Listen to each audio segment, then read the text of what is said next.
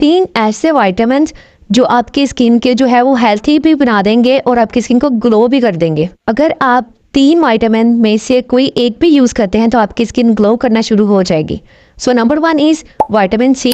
Vitamin C के best sources जो हैं वो ऑर्गेनिक हैं, जो कि आपको सिट्रस फ्रूट से मिलते हैं, ऑरेंज से मिलते हैं, गावा से मिलते हैं।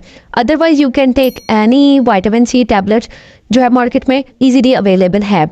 And the second one is vitamin E.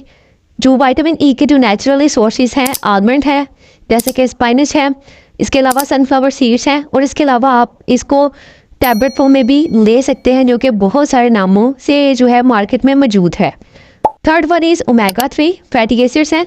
Usually ये विटामिन में नहीं आता, इसको आप फिश से ले सकते हैं, चिया सीड से ले सकते हैं, फ्लैक्स सीड से ले सकते हैं, और इसके अलावा फिश ऑयल भी मिलते हैं। तो ये आपकी स्किन के लिए बहुत ही अच्छे हैं।